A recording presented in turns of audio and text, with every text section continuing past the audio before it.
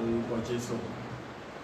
Ọlọ́run ògo, ọ̀dá gbogbo ògo padà sọ́dọ̀ rẹ fún oore ọ̀fẹ́ àti àánú rẹ lórí ayé ẹnì kọ̀ọ̀kan wa ní òwúrọ̀ yìí láti lè tún jíròrò láti tún sí àgbéyẹ̀wò ọ̀rọ̀ rẹ fún ìgbàlà ọkàn ẹnì kọ̀ọ̀kan wa ní mẹ́rin àgbàlá ayé aṣọ gbogbo ṣe gba ọpẹ́ àti ìyìn. Yẹ bá ti ń lọ nínú ọ̀rọ̀ rẹ bàbá darapọ̀ mọ́ wa fọhùn jáde jẹ́ kó ọ̀rọ̀ rẹ kó lápa rẹ inú ayé ẹnì kọ̀ọ̀kan wa kí ògo ìyìn ọlá kó sì jẹ́ tìwọ Ọlọ́run àlàyé ní orúkọ ti Jésù Kristi Olúwa wa. Àmín. Amen. Akí ẹnì kọ̀ọ̀kan wa kú ojúmọ́ òní, a kú ìsinmi dáradára tí a wà nínú rẹ̀ yìí. Ọ̀pọ̀lọpọ̀ ìsinmi la ó ṣe ní ayé àti ní àyè rere. Òní ohun tá fi sórí ọ̀rọ̀ wa òun náà ni ìwà tútù. Ìwà tútù. So tá a bá sọ nípa ìwà tútù, kí ni kan tí a ń pè ní ìwà tútù? Ìwà tútù òun náà ni pé kí ènìyàn tó jẹ́ ẹni tí ó wà ní ìfarabalẹ̀ nínú ohun gbogbo tí ó bá ń ṣe. Ìwà tútù òun ni kéèyàn jẹ́ nìkan tó jẹ́ wípé kìí ṣe gìrìgìrì àbí kìí jẹ́ ọ̀pọ̀ sí lára àwọn tẹ́ pé wọ́n mọ́ yára gbọ́ ṣùgbọ́n tí wọ́n mọ́ yára gbọ́ tí wọ́n sì mọ́ yára fèsì gbọ́, àbí àwọn tó jẹ́ wípé wọ́n è ronú lórí ohunkóhun kan tí wọ́n bá fẹ́ ṣe. Nínú ìwé Bíbélì Mátíù orí 11 ẹsẹ̀ 29 ni a ti kà fún wa fún ẹ̀kọ́ wa tí ò ní ìtọ́sọ nípa ìwà tútù. Mo kà Mátíù orí 11 ẹsẹ̀ 29 tó sọ báyìí pé ẹ gbà àjàgà mi sí ọrùn yín kí ẹ sì máa kọ́ ẹ̀kọ́ lọ́dọ̀ mi, nítorí onínú tútù àti onírẹ̀lẹ̀ ọkàn ni èmi, ẹ̀yin ó sì rí ìsinmi fún ọkàn yín. Mọ́ wọnú Bíbélì kejì lọ tí ń ṣe Gálátíà orí 5 ẹsẹ̀ 22 ìyẹn ìkejìléníogún tó sọ báyìí wípé ṣùgbọ́n èso ti ẹ̀mí ni ìfẹ́, ayọ̀, àlàáfíà, ìpamọ́ra, ìwà pẹ̀lẹ́, ìṣoore, ìgbàgbọ́. Tá bá wo àwọn ẹsẹ̀ Bíbélì méjèèjì á ti rí pé a ti gbọ́ nípa ìwà tútù. So àwọn tí wọ́n jẹ́ oníwà tútù, àwọn ni tí a lè mọ̀ pé ní ẹni tí ó ní ẹ̀kọ́ rere, ẹ̀kọ́ tó yè tó sì yè koro, ẹ̀kọ́ tí ó mú ọgbọ́n dání, ẹ̀kọ́ tí ẹ pé èyàn lè mọ̀ tọ́ lẹ́yìn láti mọ̀ sọ pé kí èyàn náà mú nínú rẹ̀, kí èyàn mú wá sí ìṣe nínú ayé rẹ̀. Tá bá sọ nípa ìwà tútù, à ń sọ nípa àpẹẹrẹ ẹni tí ó ṣe gbára lé, ẹni tí ó jòròtọ́ nínú ìrìn àjò rẹ̀ gbogbo.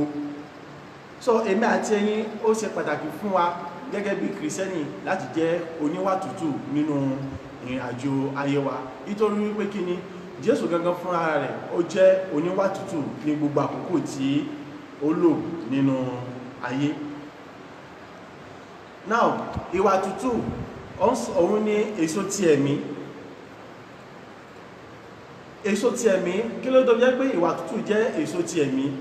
Nítorí pé ẹni tí kò bá jẹ́ nìkan tí ó ń ṣe gbogbo nípa títí ẹ̀mí, ìyẹn ẹ̀mí ti Ọlọ́run, a rí pé yóò ṣòro láti jẹ́ oníwà tútù. Kí ni ìdí?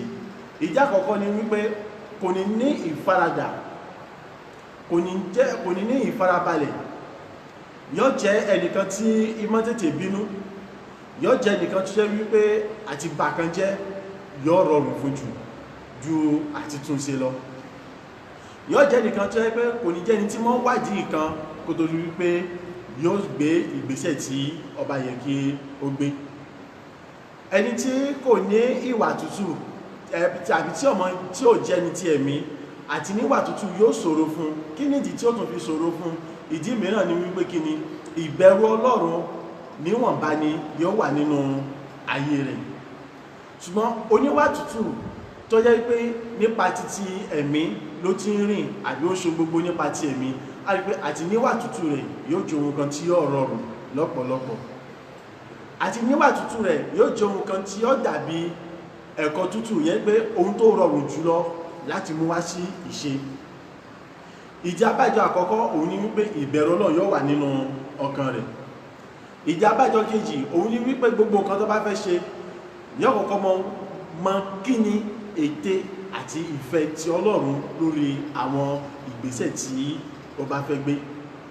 Ohun tó tún dàbí rẹ̀ òun náà ni wípé yóò mọ rántí wípé ẹni tí ń bẹ níwájú òun tí òun fẹ́ kó lójú ẹlẹ́rara bí òun ni ló ń tọ̀hún ṣe.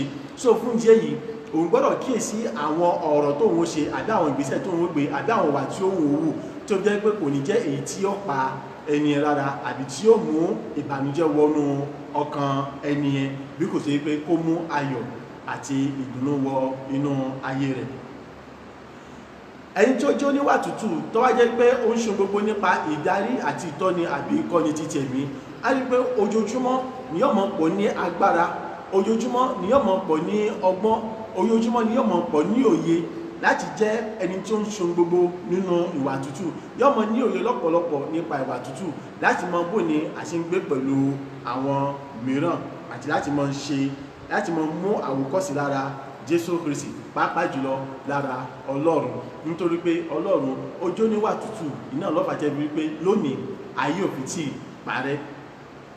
Ọlọ́run tó níwà tútù, iná ló fà jẹ́ wípé lónìí èmi àti ẹ̀yin ojoojúmọ́ là ń hùwà tí ọ̀dá, ojoojúmọ́ là ń dẹ́ṣẹ̀, ṣùgbọ́n síbẹ̀síbẹ̀ Ọlọ́run sì ń fi àánú àti oore-ọ̀fẹ́ ó fi ń gbà wá. Yẹn ni pé kò ṣe sí wa gẹ́gẹ́ bí ẹ̀ṣẹ̀ wa. Tí ẹ bá ṣe bẹ́ẹ̀ ni ọ̀pọ̀lọpọ̀ nínú àwọn ènìyàn lónìí kò yẹ ká tẹ̀ ẹ̀rọ mímu débi pé àrò jẹjẹ, ṣùgbọ́n nítorí pé Ọlọ́run tó níwà tútù ó ń fi àánú bá wa gbé, ó ń retí wípé lọ́la yóò ronúpìwàdà, lọ́la yóò ronúpìwàdà níwọ̀n bá jẹ́ pé ọ̀la kò tán ní ẹ̀yìn ọ̀la. So ẹni tó ń gbé ìgbé ayé ti ẹ̀mí tí ó níwà tútù nípa ti ẹ̀mí, á rí wípé yóò mọ rántí wípé kí ni àwòkọ́ṣe Ọlọ́run lòun gbọ́dọ̀ mọ mú nínú ìrìnàjò rẹ̀, tó jẹ́ wípé òun gangan fúnra rẹ̀ ọgbọ́n jẹni tí ó ní ìwà tútù. So láti níwà tútù ó pè fún láti jẹ́ ẹni tí ó ń ṣe gbogbo pẹ̀lú ìrẹ̀lẹ̀.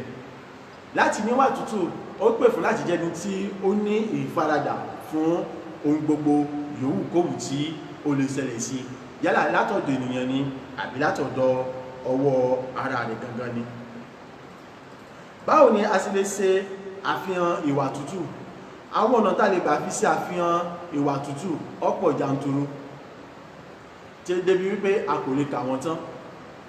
Ara àwọn ọ̀nà tá lè gbà fi ṣe àfihàn ìwà tútù òun náà ni wípé ọ̀rọ̀ tí ń jáde lẹ́nu wa ó gbọ́dọ̀ jẹ́ ọ̀rọ̀ tí ń ṣe gbogbo ènìyàn ní oore, tí sì ń ṣe àwọn ènìyàn ní àǹfààní lọ́pọ̀lọpọ̀.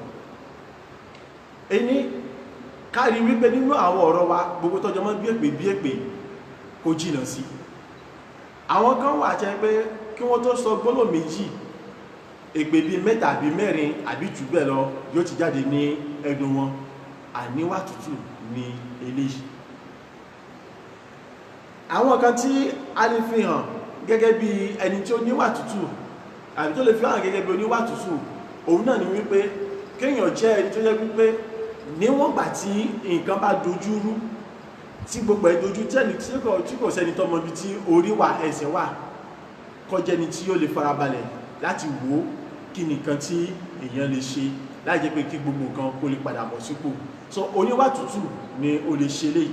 So nígbà tá bá jẹ́ni tó ń jókòó tó ń farabalẹ̀ láti kíyèsí ọ̀rọ̀ tí ń bẹ́lẹ̀, láti wo ibo lọ̀rọ̀ ti ṣẹ̀ wá àti pé kí ni ohun tó fa ìdí ariwo àbí àríyànjiyàn àbí wàhálà tí ń bẹ́lẹ̀, àti pé ibo ni ọ̀rọ̀ yẹn yóò ṣubú sí, àti pé nípasẹ̀ bẹ́ẹ̀ èyí ó lè mọ ibi tí èyí ó ti gbé mú ọ̀rọ̀ èyí ti fi hàn gẹ́gẹ́ bí oníwà tútù. So àwọn ọ̀nà tá lè mọ̀ gbà fi hàn bó ni èèyàn sì lè jẹ́ oníwà tútù òun ni eléyìí.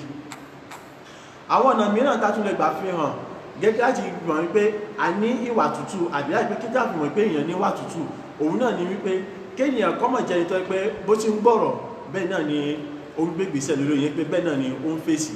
Bí àwọn kan sí mọ́ sọ gẹ́gẹ́ ní ọ̀dọ̀ àwọn Yorùbá, ọ̀wọ̀n gbọ́ èmi sọmọ lọlé lọ mú èsì wá. Eléyìí kìí sára rẹ̀ gẹ́gẹ́ bí kìrìsẹ́nì, gẹ́gẹ́ bẹ́ni tí a pè ní kírísì kékèké, nítorí pé ọ̀tọ̀ ní kéèyàn jó nígbàgbọ́, ọ̀tọ̀ ní kéèyàn jẹ́ kìrìsẹ́nì.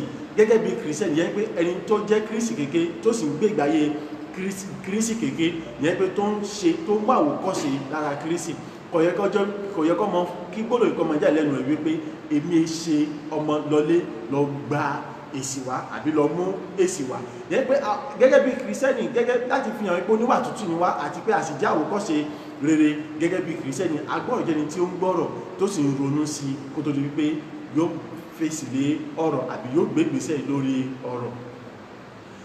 àwọn ọ̀nà mìíràn ní dátúlé fi hàn wípé àjọ oníwà tútù àbí láti fi hàn wá gẹ́gẹ́ bí oníwà tútù òun ni wípé nígbàtí a bá gbọ́ ọ̀rọ̀ kan àbí wàhálà kan àbí ìṣẹ̀lẹ̀ kan àbí wọ́n mú ẹjọ́ ẹnìkan wá bá wa gẹ́gẹ́ bí ẹ̀sùn wípé ẹni ẹ ṣe ohun kan yálà ọ̀dà àbí kódà ohun tó tọ́ sí wa gẹ́gẹ́ bí oníwà tútù gẹ́gẹ́ bí àwòkọ́ṣe gẹ́gẹ́ bí kìrìsẹ́nì rere tó jẹ́ kírísì kéékèèké kí ló ohun àkójọ ká ṣe ní wípé kí ni ká fabalẹ̀ gbọ́ ọ̀rọ̀ yẹn tá bá fabalẹ̀ gbọ́ tán ká wá tọpinpin ọ̀rọ̀ yẹn láti fi ṣèwádìí dáradára gẹ́gẹ́ bí Ọlọ́run ṣe wípé ó ní ẹ wádìí ohun gbogbo dájú kẹjí èyí tí ṣe òdodo mú ẹni tí ò ní wà tútù á rí pé kò lè ṣe é ṣe fún láti sọ pé òun ó ṣèwádìí ohun gbogbo dájú kọ́wádìí èyí tí òdodo mú bọ́bá má ṣe mú ẹjọ́ wá sọ́dọ̀ rẹ̀ bẹ́ẹ̀ ni yóò sì ṣèdájọ́ ẹni tí wọ́n mú ẹjọ́ rẹ̀ wá sí ọ̀dọ̀ rẹ̀ wípé kò sí nǹkan tó kù wípé ẹ mú lọ́kọ̀ lẹ bẹ́ orí rẹ̀ dànù èyí kì í ṣe àpẹẹrẹ ìwà tútù so láti jó níwà tútù òun ni láti jẹ́ nìkan tó yẹ pé wọ́n mú ẹjọ́ wá sọ́dọ̀ rẹ̀ àbí ọgbọ́ ọ̀rọ̀ kan ó sì ń ṣèwádìí nípa rẹ̀ dáadáa kó tó rí wípé ó ń fèsì lórí àbí kó rí pé ó ń ṣe ìdájọ́ lórí ọ̀rọ̀ yẹn.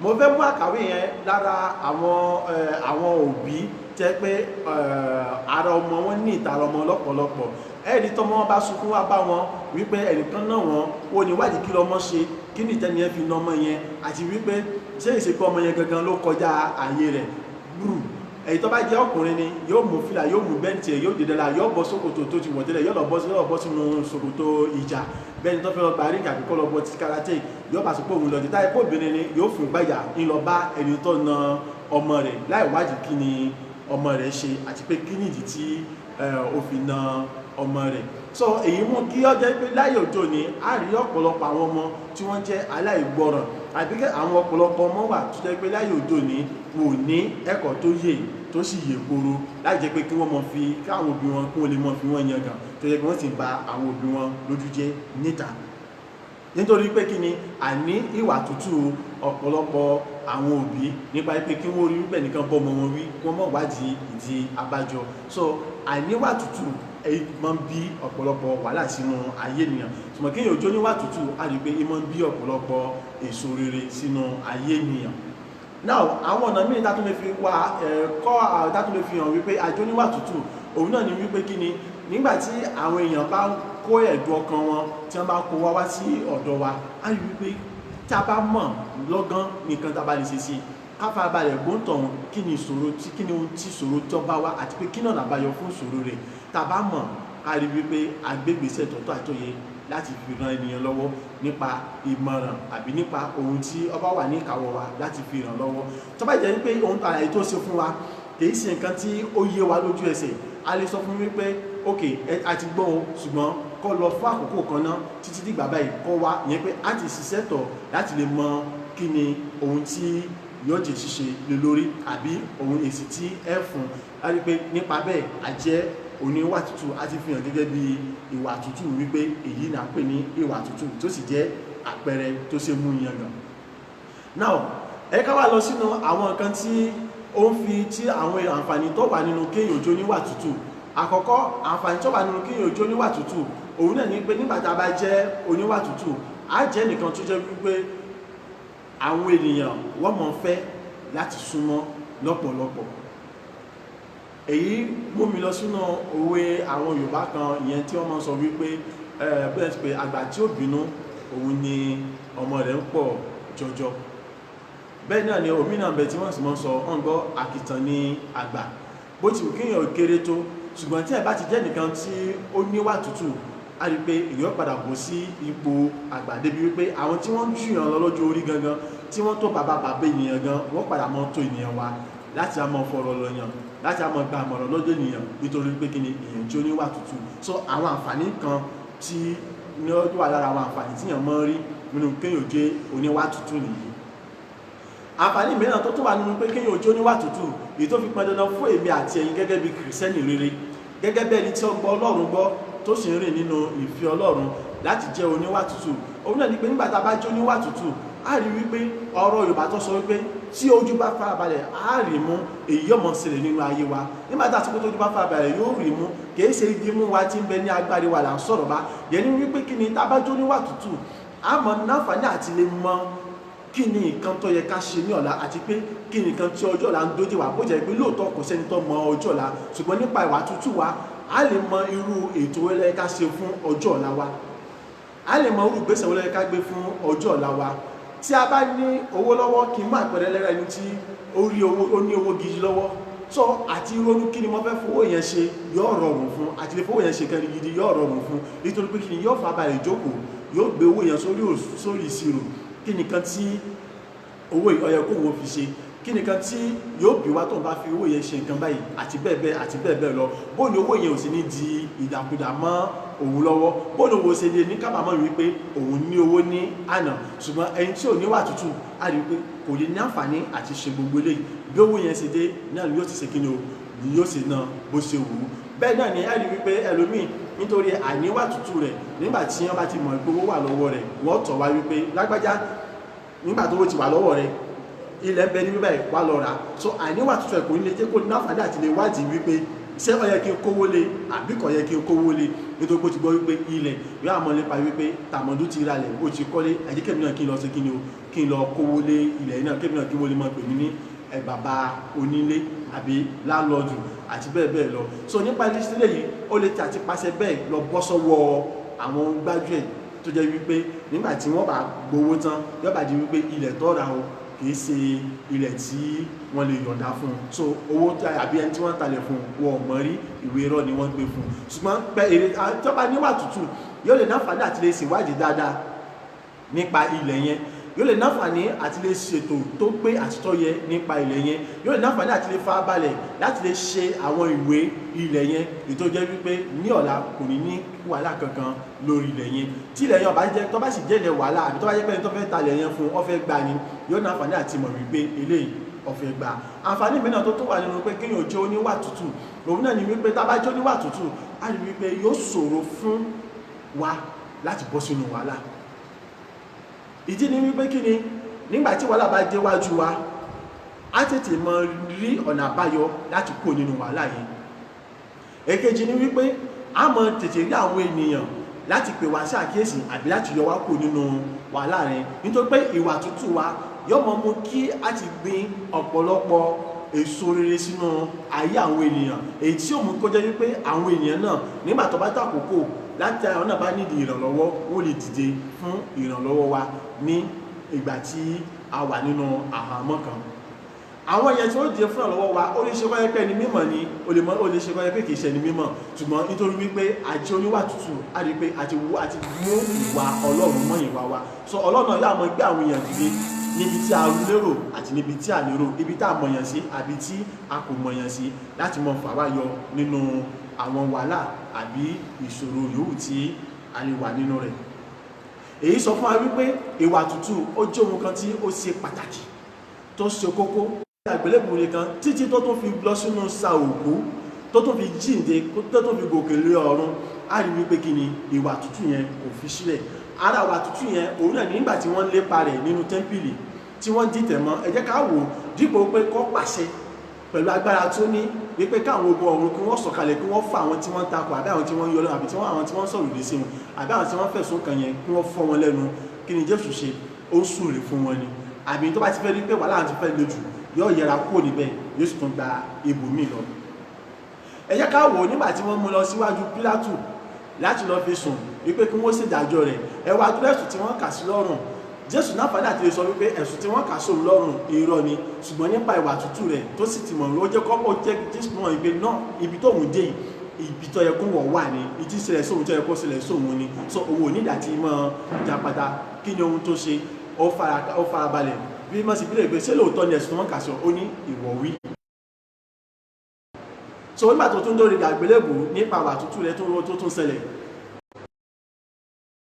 mọ ohun tí wọ́n ṣe ìyẹn pé tí ọba sí wà tútù ni a rí pé bí wọ́n ṣe kàn má gbélébùú pẹ̀lú ìrora tí Jésù Kristi jẹ yẹn kò yẹ kó lè sọ pé baba dáríjì wọn torí pé wọn ò mọ tí wọ́n ṣe nítorí yẹ kó sọ ní wípé ọyá ẹ̀yin ogun ọ̀run gbólẹ̀ wà ẹ sọ̀kalẹ̀ sẹ́yìn àwọn tí wọ́n fi mi tí wọ́n fẹ̀sùn kàn mí tí wọ́n fi kàn má gbélébùú ọyá ẹ lọ fún wọn lẹ́gba àbí àwọn tí wọ́n kàn má gbélébùú ẹ má fi bú wọn tó pé ìrora yìí ti ṣe kí ni ó ti pọ̀ jù ṣùgbọ́n Jésù sọ gbogbo eléyìí ó ní baba dáríjì wọn nítorí pé wọn ò mọ ohun tí wọ́n ṣe ẹ ká tún wo àtúntò Jésù Kristi a rí pé olè apọ́tún tó tún tí ọ sọ fún Jésù pé rántí mi nígbà tí wọ́n bá dé ìjọba rẹ Jésù sọ fún mi pé lónìí ìwọ yóò dé ìwọ níwà pẹ̀lú mi ní paradísè nípa kíni ìwà tútù Jésù Kristi yẹn pé nípa ìwà tútù Jésù Kristi èyí ló mú kí èmi àti ẹ̀yin ká jẹ ní ìgbàlà èyí jẹ́ pé àfipẹ́ wà ní ọmọ Ọlọ́run nípa ìwà tútù Jésù Kristi ló mú kí èmi àti ẹ̀yin ká jẹ ní tá ní ìgboyà láti mọ̀ sọ wípé ọmọ Ọlọ́run ni mí a kìí ṣe ẹrú Ọlọ́run àbí ẹrú èṣù so tó bá jẹ́ wípé nípasẹ̀ Jésù Kristi nípa ìwà tútù Jésù Kristi àwa jẹ́ ọmọ Ọlọ́run ó túmọ̀ sí pé àwa náà gbọ́dọ̀ jẹ́ nìkan tó yẹ pé nípasẹ̀ títí wa àwọn kan wọ́n ò rí ìgbàlà táwọn pè wọ́n ní ọmọ Ọlọ́run àbí bóyá tí ń pè àyànfẹ́ Ọlọ́run àbí àwọn tí wọ́n ò rí ìgbàlà láti ọ̀dọ̀ Ọlọ́run fún ìdí èyí mo rọ̀ èmi àti ẹ̀yin ẹ jẹ́ ká jẹ́ oníwà tútù aláwòkọ́ṣe rere gẹ́gẹ́ bí Jésù Kristi ṣe jẹ́ oníwà tútù agbára àti okun ẹ̀mí àti ìmísí ìjáfìlẹ̀ jẹ́ oníwà tútù jáfìlẹ̀ jáwòkọ́ṣe rere lára Jésù Kristi táwọn èèyàn fi mọ jáwòkọ́ṣe lára tiwa náà Ọlọ́run yóò gbowó ẹnì kọ̀ọ̀kan wa ẹ̀kọ́ wa títò ní kò ní jùbà lọ Ọlọ́run sọ wá ju ìgbà mìíràn lọ ẹ jẹ́ ká gbàdúrà ní orúkọ ti Jésù Kristi Ọlọ́run bàbá ọmọ ẹ̀mí mímọ́ lẹ́ẹ̀kan sí mọ́dá gbogbo ògo padà sọ́dọ̀ rẹ̀ fún ẹ̀kọ́ iyebíye èyí tó ti fún wa lórí ọ̀fẹ́ láti lè jùrò lórí láti mọ̀ pé ó ṣe pàtàkì fún wa láti jó níwà tútù bàbá gba ọpẹ́ àti ìyìn agbára àti okun ẹ̀mí mímọ́ àti ìmísí rẹ láti òkè wá tẹ́nì kọ̀ọ̀kan ó fi lè jó níwà tútù ọya gbé wọ̀ wá kó sì mọ ṣàkóso ayé wa kó sì mọ darí ayé wa ní ìjọba rẹ kí ọ̀rọ̀ ìkọ́ mọ̀ sí tako ẹnikẹ́ni nínú wa kí ògo àti ó sì mọ jẹ́ tìwọ́ lọ́wọ́ àti sílẹ̀ àti láíláí ní orúkọ ti Jésù Kristi Olúwa wa àmín.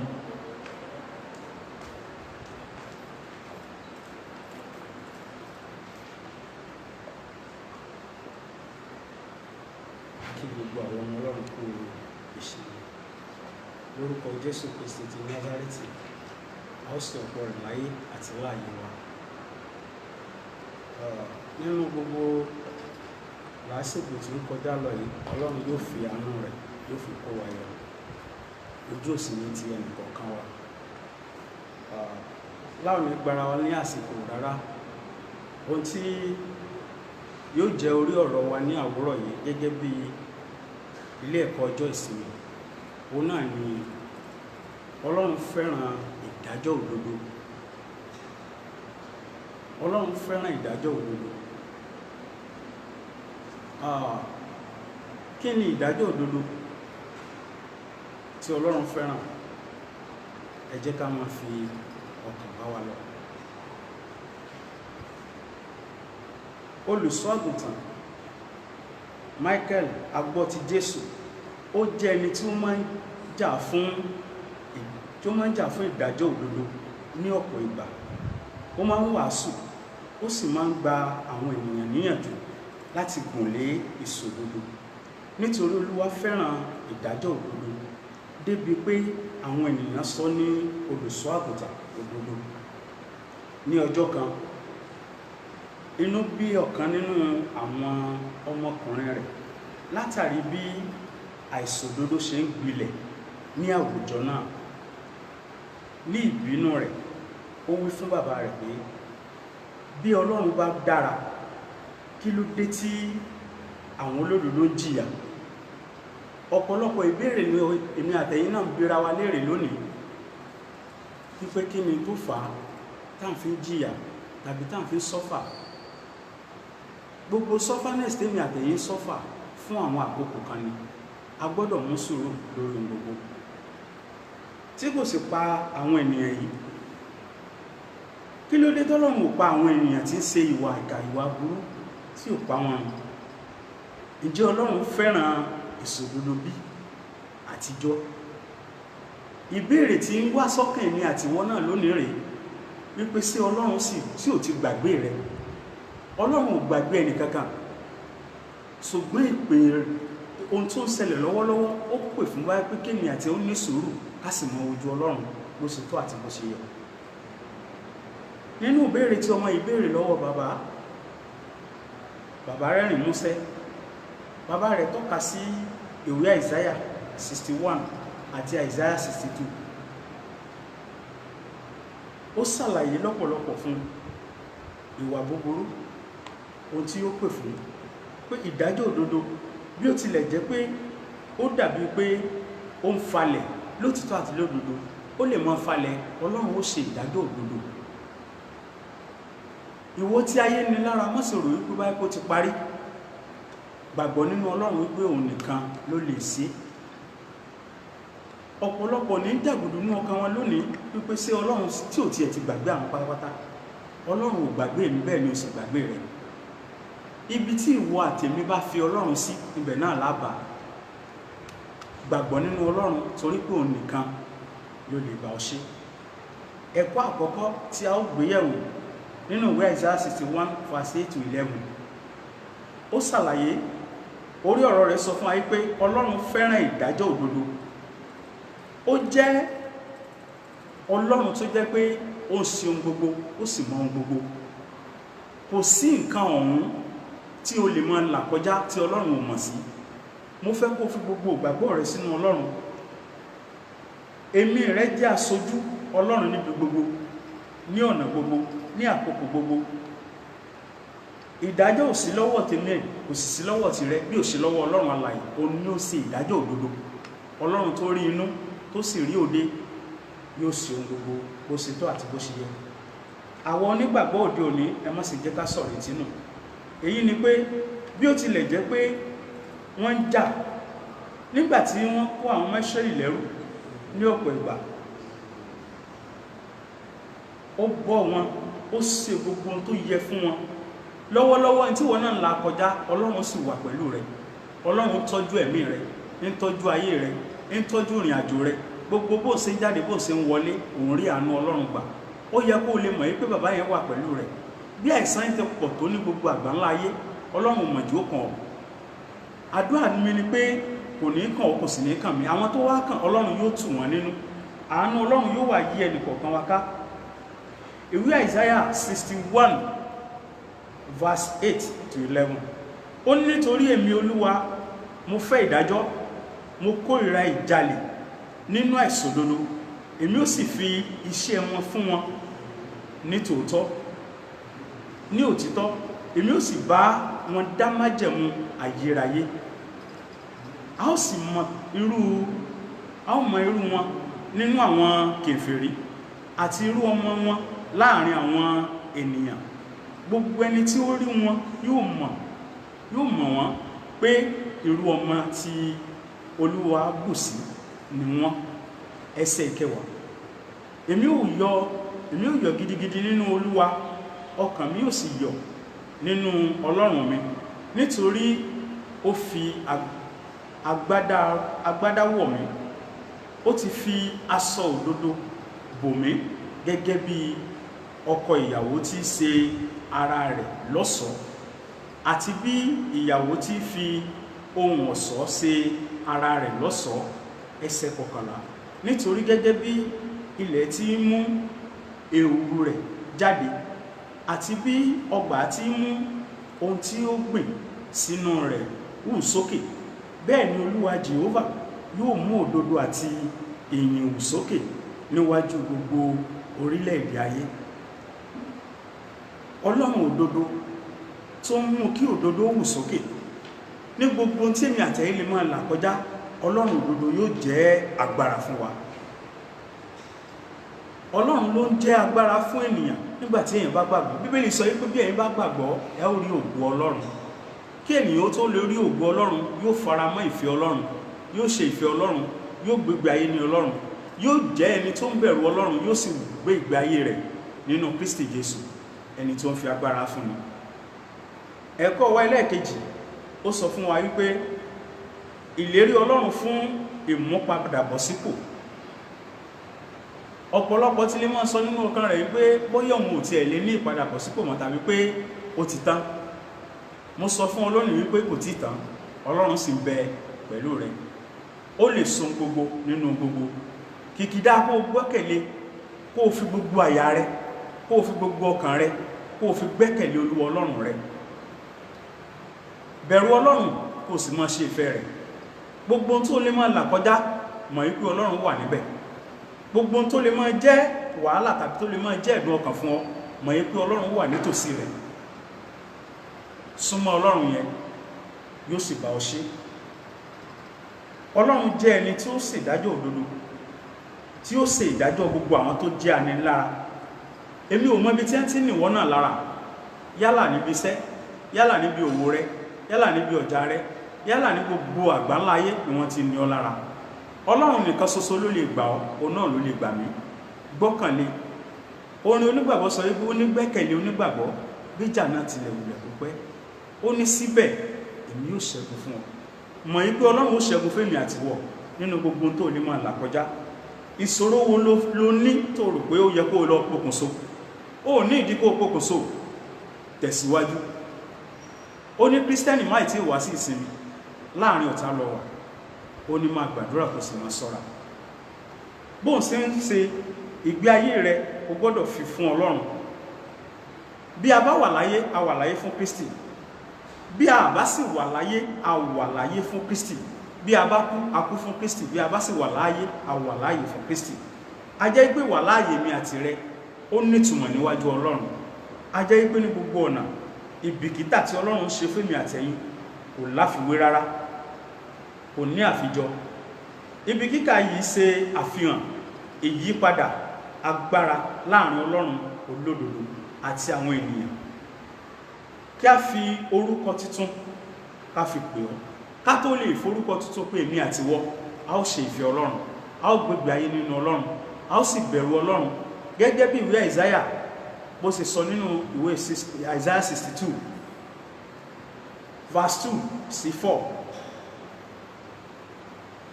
Àti àwọn kèfèrí yóò rí òdodo rẹ̀, àti gbogbo ọba yóò rí ògo rẹ̀.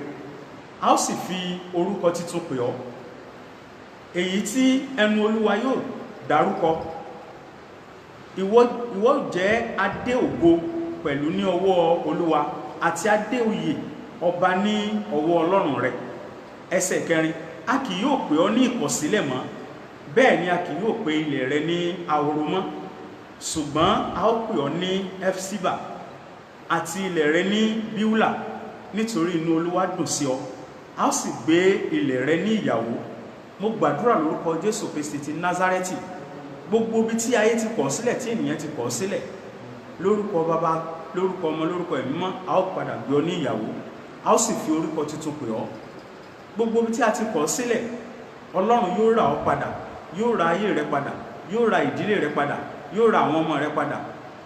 Gbogbo bí tí ènìyàn ti ń jà ọ́ lógun tàbí tí ọ̀tá ti ń jà ọ́ lógun, Ọlọ́run àjíǹde tí ó ń so gbogbo nínú gbogbo yóò jí gbogbo tó ti kú ní rere, yóò jí dìde. Gbogbo ìkólọ rẹ tí ọ̀tá ti kó lọ, mo sì gbàdúrà lórúkọ Jésù, Ọlọ́run yóò dá padà fún ọ. A ó sì fi orúkọ titun pè ọ́ ní orúkọ Jésù Kristi Olúwa wa. Àmín. Ọlọ́run, a dúpẹ́ fún àkókò tí ẹ ti mú rí. A dúpẹ́ fún àánú yín lórí ayé ẹnìkọ̀ọ̀kan wa. A dúpẹ́ fún ọ̀rọ̀ ìyànjú tí ẹnìkọ̀ọ̀kan wa sì ti gbọ́. Ọlọ́run májẹ̀mú gba ọpẹ́ wa. A fẹ́ kí ọ̀rọ̀ yìí kó so èso rere nínú ọkàn kọ̀ọ̀kan, nínú ayé kọ̀ọ̀kan, nínú ìdílé kọ̀ọ̀kan. Ọlọ́run májẹ̀mú kó ṣe bẹ́ẹ̀ fún wa. Ògo ni forúkọ yín. Jésù agbára.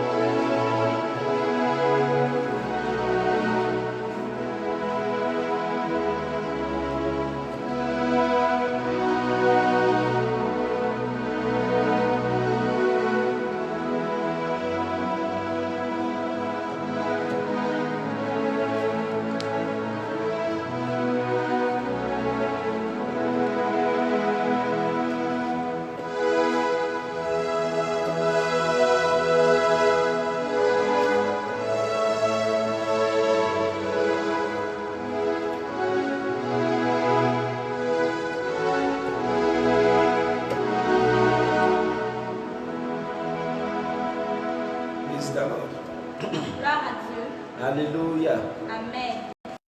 On bẹ̀rẹ̀ gbogbo láàárọ̀ yìí. Donc nous allons entamer toute chose ce matin. A ó kọ nínú orin 216. Nous allons donner dans le cantique Bí a ti lọ 216. bí a ti lọ ń gbọ́ ọ̀rọ̀ Ọlọ́run. Tel que nous allons écouter la parole Ọlọ́run de pé òun wà sa ìgbọ́. Dieu, Dieu m'appelle. Est-ce que je veux pas aller tout?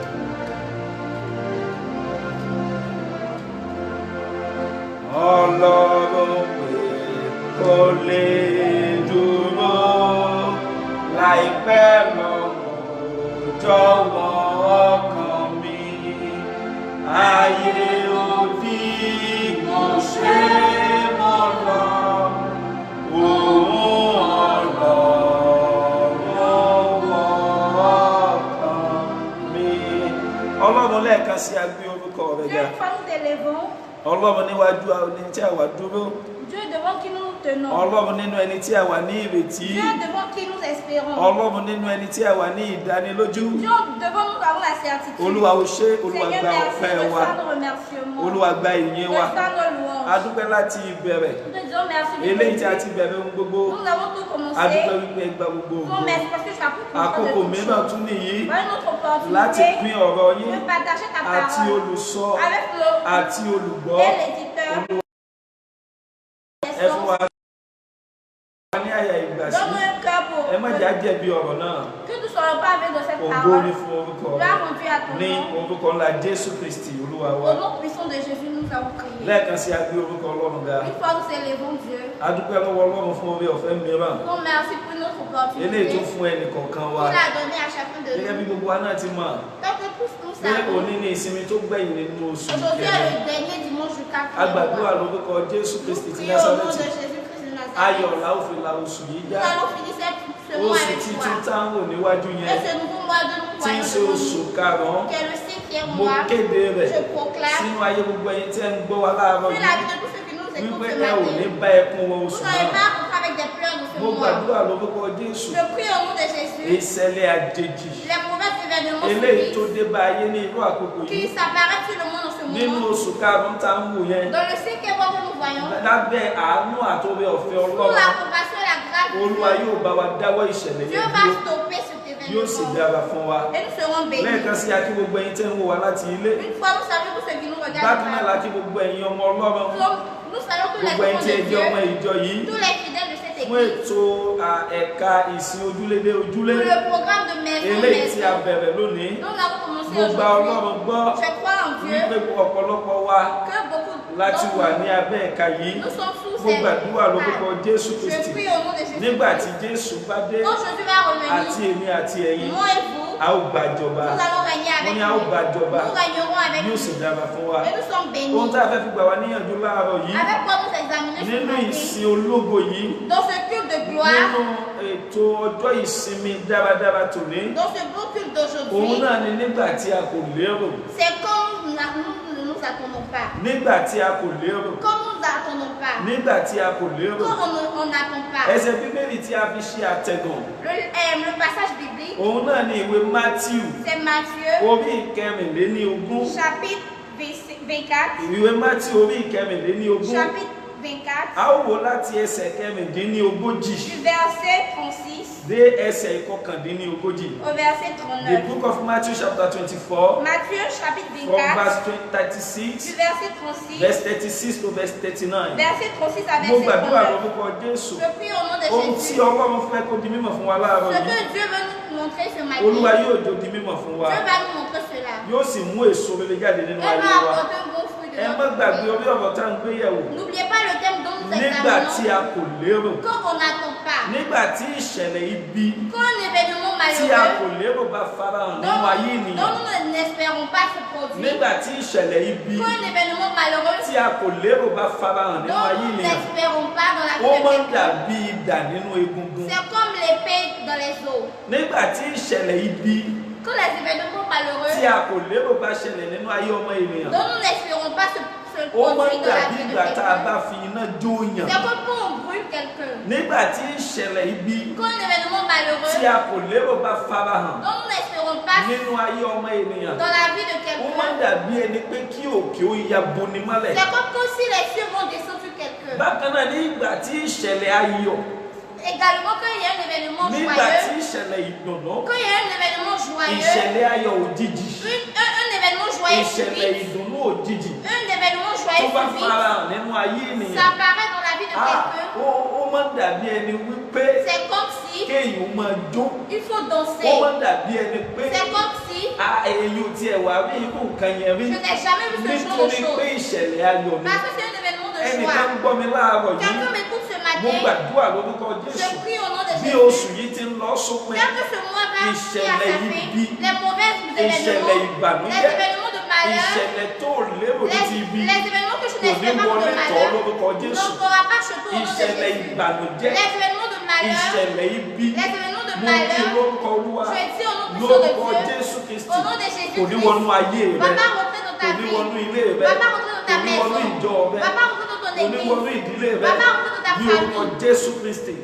Mo Au nom de gbàdúrà Jésus. wípé ìṣẹ̀lẹ̀ ayọ̀, Les événements de joie, ìṣẹ̀lẹ̀ ìgbéga, les événements d'élévation, ìṣẹ̀lẹ̀ ìdùnnú, les événements de òun joie, náà lẹ́ẹ̀mọ ní ìrírí. on verra cette Yóò sì dára expérience. fún wa. Et nous sommes Mo bénis. sọ fún wa pé Je vous ai dit nígbà que tí ìṣẹ̀lẹ̀ ìbànújẹ́ quand les événements tàbí malheureux ibi bá ṣẹlẹ̀ ou malheureux se téèyàn ò produisent, lérò, dont je n'espère tí même pas, téèyàn ò retí, dont je ó n'espère máa ń même pas. dàbí nígbà tá a fi náà jóni. C'est comme quand on brûle quelqu'un avec du Ṣùgbọ́n feu. nígbà tí ìṣẹ̀lẹ̀ ayọ̀ bá farahàn Mais quand lójijì, l'événement de joie inú s'apparaît èyí ó máa subitement, dùn. tu Inú èyí ó réjouis. dùn débi pé Tu es réjoui èyí ó tellement ní bí wọ́n bá gẹ̀ẹ́sì nínú que òun même si on met wípé ẹ̀sìn yẹn ò dẹ̀ ní kọsẹ̀. cette Ìṣẹ̀lẹ̀ chèvre ayọ̀ nìyẹn. c'est un Ẹ má événement de gbàgbé joie. orí ọ̀rọ̀ tá à ń gbé yẹ̀wò. N'oubliez pas le thème dont nous nígbà tí examinons, a kò lérò, quand nous nous attendons nígbà pas, tí a kò lérò. quand on ne s'attend pas. Nínú ìwé Matthew chapter 24 Dans le livre de Matthieu chapitre 24, láti ẹsẹ̀ ìkẹrìndínlógójì, du verset 36, Bíbélì wípé la Bible a dit, ṣùgbọ́n ní ti ọjọ́ pour ce qui est du àti jour wákàtí náà et de kò l'heure, sí ẹnìkan tí ó mọ̀ ọ́. personne ne le sait, Àwọn áńgẹ́lì ọ̀run kò tilẹ̀ mọ̀ ni ọ́ les anges des bí cieux, kò ṣe gbà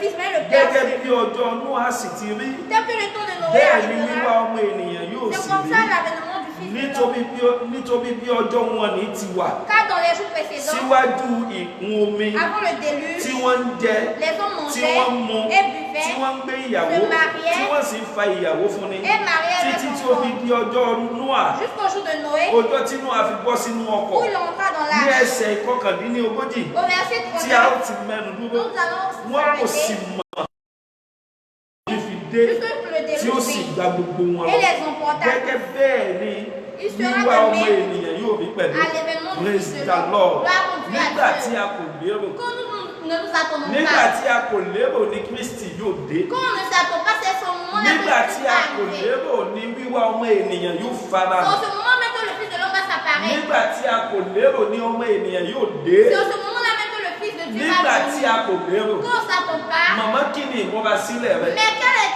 ta manière de Bàbá kí t'apprêter? ni ìmúrasílẹ̀ rẹ? Père, comment tu t'apprêtes? Ará nínú Olúwa kí ni ìmúrasílẹ̀ rẹ? Frères en Christ, quel Ẹ̀yin vous ará mi nínú apprêtez? Olúwa kí ni ìmúrasílẹ̀ Mes yín? frères en éternel, Ẹ̀yin comment vous onígbàgbọ́ apprêtez? àkókò yìí kí ni ìmúrasílẹ̀ Les yín? chrétiens d'aujourd'hui, comment vous Bàbá apprêtez? nínú ilé, ìyá nínú ilé, ẹ̀yin ọmọ nínú ilé kí Père, ni mère dans la ìmúrasílẹ̀ maison, yín? les autres, comment vous apprêtez? Bó o lẹ̀ ti ń múra sílẹ̀, Comment vous apprêtez? bó o lẹ̀ ti ń palẹ̀ mọ́ Comment vous vous apprêtez? fún ìpadàbọ̀ Jésù náà Pour kejì. la venue de Christ Ó une ní kò deuxième sí fois. ẹni tó mọ̀. Il dit personne ne Ó ní sait. àwọn áńgẹ́lì ọ̀run kò Il tilẹ̀ dit mọ̀. même les autres Ṣé des cieux ne ìtàwọn le savent áńgẹ́lì pas. ọ̀run ò mọ̀? Ce que les autres des cieux Àwọn ne tí ń savent bẹ pas. lóde ọ̀run. Ceux qui sont dans les Ṣé cieux, náà ni pásítọ̀ kan wà est-ce mọ̀? que c'est ça une personne Ṣé qui va náà ni connaître? wòlíì kan wà Est-ce mọ̀? que c'est ça un prophète Ṣé connaîtra? náà ni ọmọ Ọlọ́run wà mọ̀? Est-ce que c'est ça un enfant de Dieu Kò fi connaîtra? àṣírí yẹn lé wa Il lọ́wọ́. nous a pas donné ce Kí ni ìdí secret. mo jókòó, kí ni ìdí gan? Je me suis Tó posé des fi dàbí questions, ẹni la pé raison. Jésù ò fi àṣírí yẹn hàn. Et Christ n'a pas Kí ló dévoilé dé ce gan secret. tọ́lọ̀ ò fi hàn fún wa? Pourquoi Dieu nous a pas dévoilé Kí ce ló dé tó secret? fi dàbí ẹni wípé ó ní wíwá òun yóò dàbí olè lóru? Pourquoi est-ce que sa venue est comme un Kí ló dé tí ò voleur? fi àṣírí ọjọ́ tí ó dé, Pourquoi on n'a pas montré le secret du jour oṣù à tó venir? máa dé, Le mois, ọdún tó máa dé? l'année, Kí ló dé tí ò fi hàn fún wa? pourquoi il ne l'a pas Mo montré? gbọ́ wọ́n ní wòlíì kan sọ pé On dit un prophète a dit que wọ́n ní ayé ó parẹ́ ní ọjọ́ báyìí. le monde va clore Ayé ó cette parẹ́ ní année. ọjọ́ báyìí. Le monde va finir telle année. Jésù mú adé lọ́jọ́ báyìí. Jésus va venir telle année. Irọ́ ńlá ni. C'est un grand mensonge. Mo ní irọ́ ńlá ni. Je dis c'est un grand Irọ́ ńlá mensonge. ni. C'est un grand Kò sí mensonge. ẹni náà. Il n'y a personne. Gẹ́gẹ́ bí ìwé tí a kọ sílẹ̀. D'après ce qui a été écrit, Gẹ́gẹ́ bí ìwé mímọ́ ti fìdí rẹ̀ d'après múlẹ̀. la Sainte Bible, la Kò sí ẹni écrit, náà lóde ayé. il n'y a personne sur terre. Kò sí ẹni náà nínú ayé. Il n'y a personne sur Àwọn terre. áńgẹ́lì tó wà lọ́run gan òun àkókò Les yẹn. anges même qui sont dans Tí les cieux ọmọ ne savent ènìyàn pas. ó dé. Le temps que le Fils de l'homme viendra. Ṣé àwa ẹ̀yin jẹ́ ti fẹ́ gba ayé jẹ́ ní ọ̀sán fún? Toi, tu as pensé gâter le monde. Est-ce que c'est à toi qui va se Torí ó mọ̀ révéler? wípé bóun bá sọ fún ènìyàn. Parce que c'est ce qu'il a dit alors. Torí nígbà tí mo ṣe ìwádìí, Quand je faisais mes kí ló dé recherches, tí ò fi sọ fún wa? pourquoi il ne nous a pas Kí dit? ló dé tí ò sọ àkókò tó máa Pourquoi dé? il ne nous a pas dit le temps Kí qu'il ló dé tí ò viendra? sọ ọjọ́ tó máa dé? Pourquoi il n'a pas dit le jour? Tó bá jẹ́ pé ó sọ wípé òun máa dé lóṣù S'il karùn-ún, nous avait dit qu'il viendra en 5e tó bá mois, ní òun máa dé lọ́jọ́ Mádì ou 24, il nous dit qu'il viendra le mardi Oṣù 4 karùn-ún. du 5e mois, gbogbo tí ó mọ̀ pé il sait que èké ni àwa ènìyàn. nous ne sommes pas, nous sommes, Ẹlòmíràn kàn máa jayé lọ ni yóò máa bayé jẹ́ lọ. donc nous gâcher le monde Nígbà seulement. tó bá kíyèsí gbogbo dẹ̀dẹ̀ tí Jésù ó dé, Quand tu vas voir qu'il reste peu que Jésus nígbà náà ni vient, ọ̀wà máa wálé c'est en Ọlọ́run. ce moment que tu vas venir dans Nígbà la náà ni ọ̀wà maison máa wá de ojú Dieu. rere Tu Ọlọ́run. vas chercher sa bonne Ṣùgbọ́n face. kò sọ ìgbà, Mais il n'a pas dit le kò temps, sọ àkókò. il n'a pas dit le Ẹ̀yin moment. ọmọ Ọlọ́run àkókò yìí, Les enfants de Dieu de ce ẹ má moment, jẹ́ kí wọ́n fi irọ́ tàn yín jẹ. il ne fera pas vous blague Ó ní avec le wíwá mensonge. òun yóò dàbí olè lóru. Ma venue est comme un voleur dans Mo la ka nuit. ìwé mímọ́ J'ai òye lu sì la yé Sainte mi Bible et j'ai été. wípé Jésù ò sọ ìgbà Jésus n'a pas dit le kò sọ moment, àkókò il n'a pas dit le tó temps. máa dé. Quand il va Wọ́n kàn revenir, fún wa ní àwọn ìṣẹ̀lẹ̀. il nous a donné des Ó sọ irú événements. àwọn ìṣẹ̀lẹ̀ tí ó máa ṣẹlẹ̀ Il dit que c'est certains nígbà événements tí se produisent. wíwá òun bá ń súnmọ́ Quand etílé. ma venue sera proche. Nígbà tí wíwá òun bá ń súnmọ́ Quand ma etílé. venue sera proche. Ayé tó kún fún ìwà wọ̀bìà. Le monde qui est rempli de mensonges. Ayé tó kún fún ìwà àgbèrè. Le monde qui est rempli Ayé tó d'adultère. kún fún ìwà Le ìpànìyàn. monde qui est rempli de Ayé meurtre. tó kún fún ìwà Le ìbọ̀rìṣà. monde qui est Ayé rempli tó de kún fún idolâtrie. ogun. Le monde qui est rempli